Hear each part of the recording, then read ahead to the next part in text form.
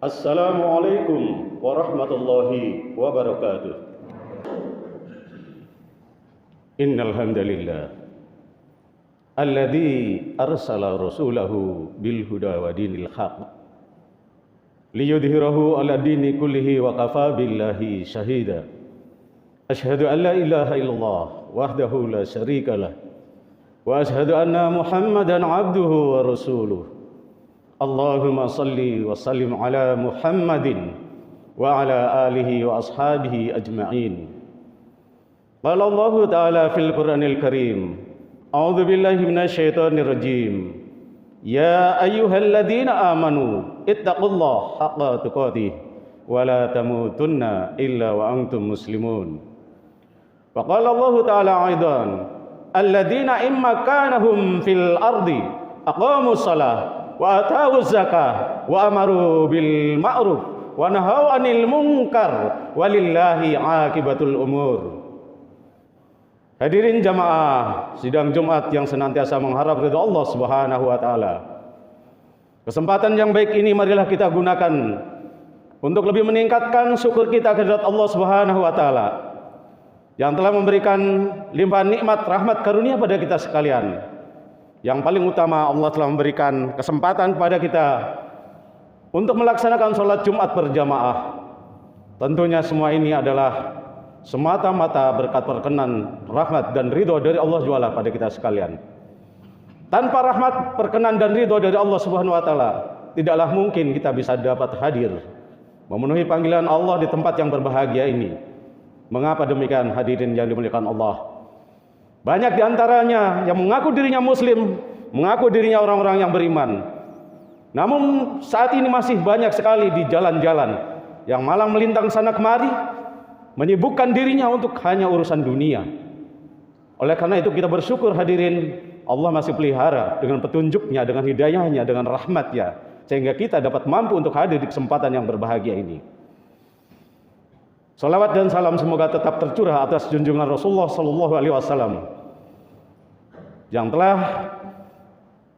membawa umatnya minad dulumat ila nur, dari gelap gulita menuju cahaya al-Islam, ad-dinul Islam, ad-dinul khalis, sebagai agama yang diridhoi oleh Allah Subhanahu wa taala. Satu-satunya agama yang diridhoi oleh Allah adalah al-Islam. Untuk itu hadirin yang berbahagia, marilah kita tingkatkan iman dan takwa kita kepada Allah Subhanahu wa taala. Jamaah hadirin yang dimuliakan Allah Subhanahu wa taala. Sadar atau tidak sadar, kita semua sekarang sudah berada di terminal yang ketiga hadirin. Berarti kita sudah melampaui dua terminal yang lalu. Terminal apakah dua terminal yang lalu itu? Yaitu alam arwah dan alam rahim hadirin. Alam arwah adalah alam yang digunakan untuk tempat para ruh-ruh yang Allah ciptakan untuk diluncurkan ke rahim ibu masing-masing, untuk diluncurkan ke terminal yang kedua. Itulah alam arwah. Fi lauhil mahfud, di dalam buku induk besar, di sana terkumpul terhimpun alam arwah hadirin yang berbahagia. Kemudian hadirin yang dimuliakan Allah, Allah mengizinkan dan meridhoi kedua insan telah mengikat janji memadukan diri menjadi suami istri dan berdoa kepadanya untuk diberikan keturunan. Kemudian Allah panggil malaikat untuk mengambilnya salah satu ruh yang ada dalam alam arwah masuk ke dalam alam rahim, dan di situ hadirin yang berbahagia, dalam sebuah hadis dinyatakan bahwa 40 hari yang pertama adalah berupa air mani yang masih kental hadirin. 40 hari yang kedua segumpal darah sudah mulai terbentuk hadirin. Dan 40 hari yang ketiga segumpal daging yang membalut tulang belulang dan sudah mulai menjadi embrio calon makhluk hidup yang sempurna hadirin. Maka dari itu 120 hari itulah Allah memberikan amanah kepada embrio itu dan mengutus malaikat untuk meniupkan ruhnya. Disitulah hadirin hamba Allah mulai menjadi janin yang hidup hadirin yang berbahagia. Dan di situ semua ditanya oleh Allah Subhanahu wa taala. Ketika kita berada di rahim ibu, berada di terminal kedua, dalam surat Al-A'raf ayat 172, alastu birabbikum, apakah kamu tahu aku ini Tuhanmu?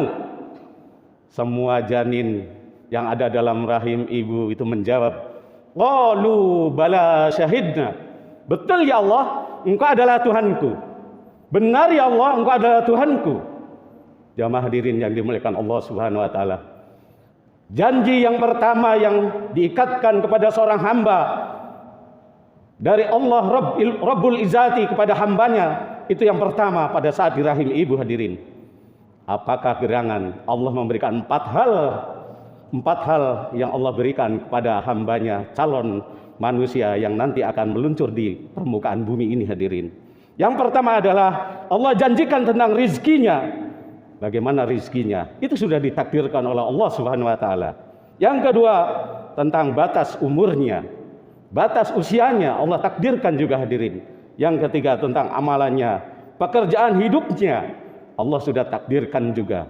Yang ketiga hadirin, tentang proses perjalanan hidupnya, apakah menjadi insan yang celaka ataukah menjadi insan yang bahagia, baik fid dunya wal akhirah. Semuanya sudah ditetapkan hadirin yang berbahagia. Allah berfirman, alastu birabbikum, qalu bala syahidna, apakah engkau tahu aku ini Tuhanmu? Benar ya Allah, engkau adalah Rabbku. Hadirin yang dimuliakan Allah Subhanahu wa taala, dalam proses perjalanan waktu bergulir, sudah nyampelah 9 bulan. Mungkin juga ada yang 10 bulan baru terlahir. Terlahirlah ke punggung bumi. Itulah yang dinamakan terminal ketiga. Terminal ketiga inilah hadirin yang berbahagia, suatu rentangan waktu yang Allah sajikan untuk yang paling mahal, yang paling berharga untuk seorang hamba yang namanya abdullah, menghamba kepada Allah Subhanahu wa taala. Ini yang paling berharga hadirin. Untuk itu di terminal ketiga hadirin, Allah bentangkan spanduk besar.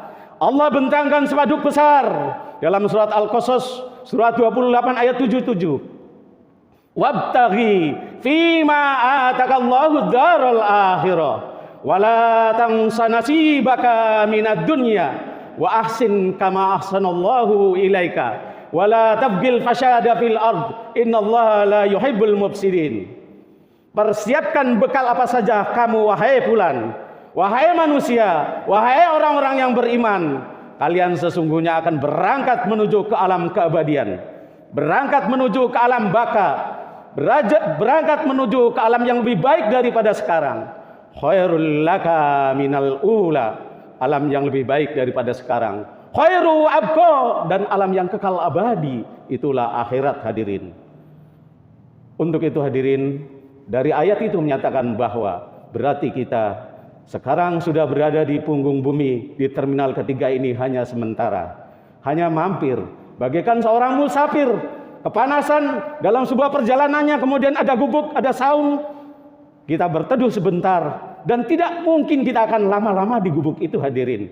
Pasti kita akan meneruskan perjalanan panjangnya untuk menuju tempat tujuan sesuai dengan apa yang kita tujukan. Nah, itulah hadirin dunia, bagaikan gubuk, hanya kita mampir sementara hadirin. Wabtaghi fi ma atakallahu daral akhirah wala tansa nasibaka minad dunya. Untuk itu hadirin yang berbahagia, jangan sampai kalian lalaikan, kalian lupakan nasibmu di dunia. Hadirin jamaah yang dimuliakan Allah Subhanahu wa taala. Ibarat hidup ini adalah kita sudah berada di jok supir. Kemudian kita sudah men-starter mobilnya. Kita lihat pandangan yang paling utama adalah pandangan kaca besar, kaca di depan. Itulah pandangan akhirat. Future oriented, orientasi ke depan hadirin. Tapi wala tansa nasibaka minad dunya. Tapi jangan lupakan spionmu, kanan kirimu. Di dunia, hidup di dunia. Itu hanya sebatas spion hadirin.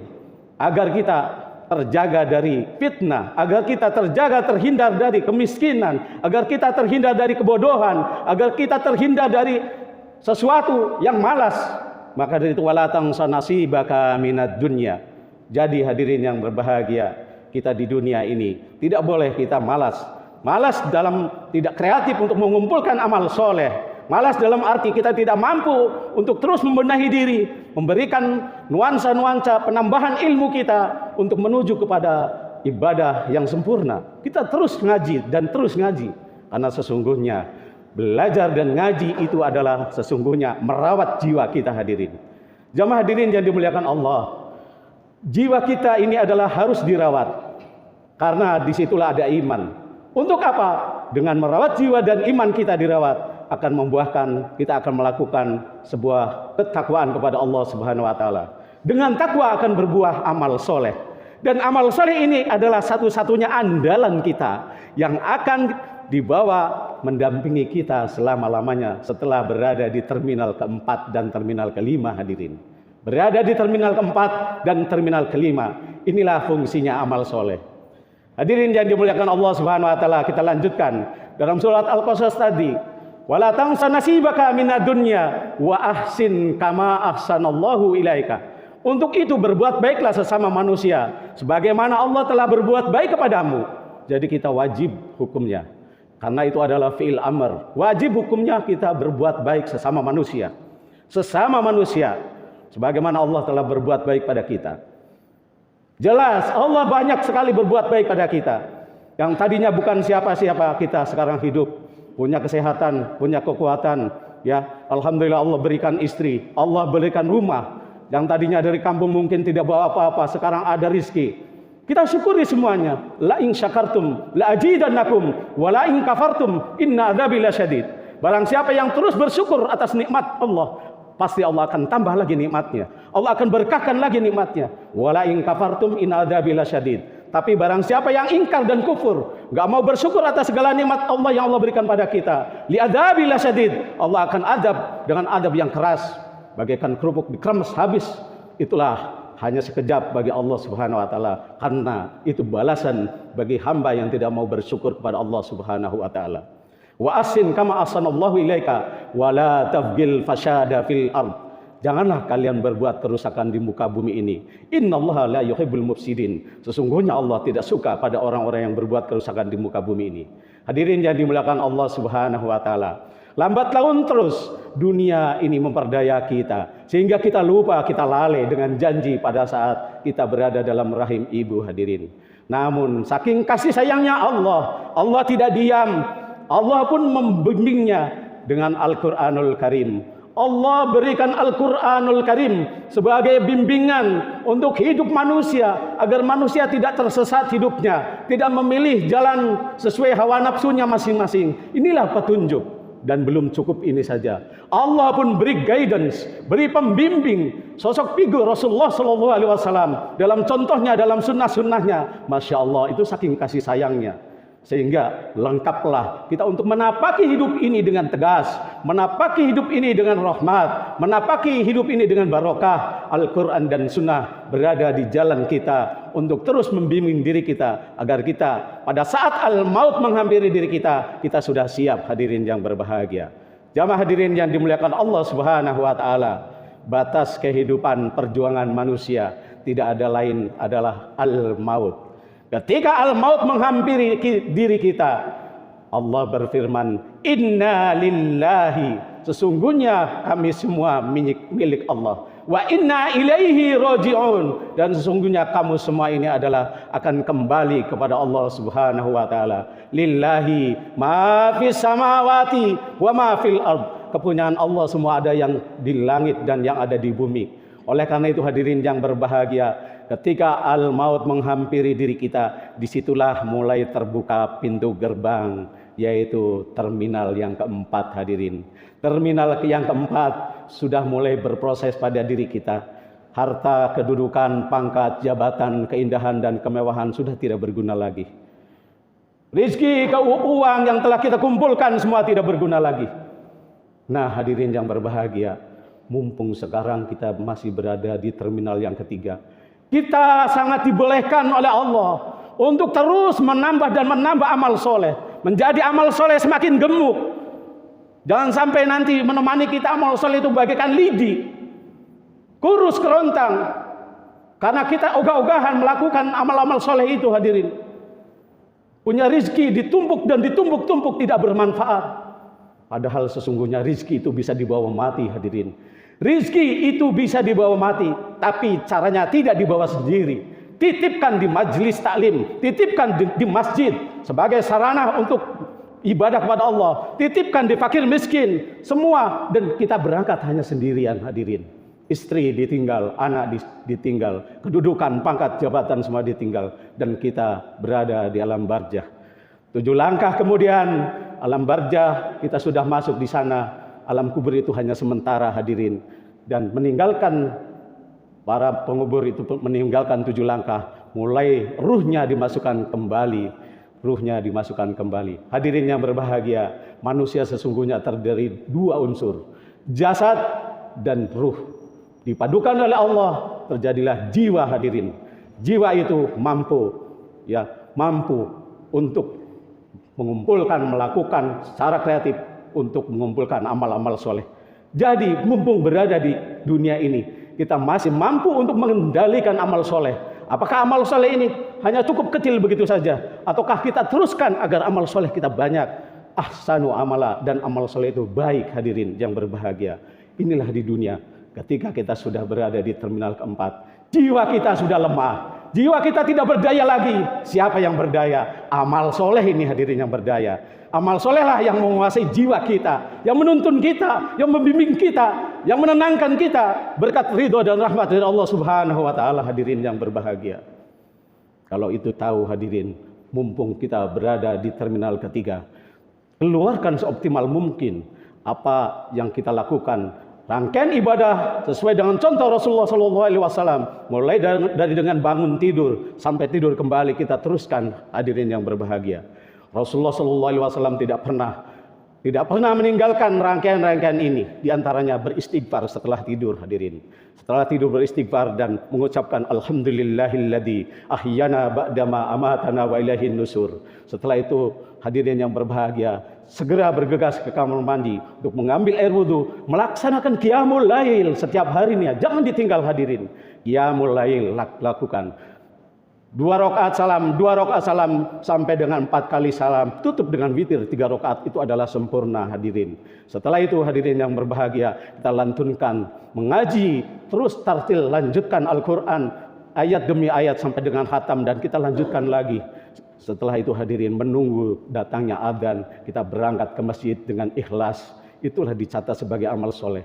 Jangan lupa hadirin, begitu berangkat ke masjid, karena Allah Subhanahu wa Ta'ala berfirman, wa mimma razaqnahum yunfikun, infakkanlah sebagian rizki yang Allah telah berikan kepadamu, masukkan ke dalam kantong kita rizki kita seoptimal mungkin. Jangan sampai, kalau kita mampu 5.000 tiap hari, jangan sampai tidak 5.000. Kita mampu 10.000, kita mampu 50.000, jangan sampai tidak hadirin, karena itu merupakan menjadi saksi pembuka awal hari untuk dicatat oleh 2 malaikat yang subuh-subuh itu menunggui kita hadirin yang berbahagia.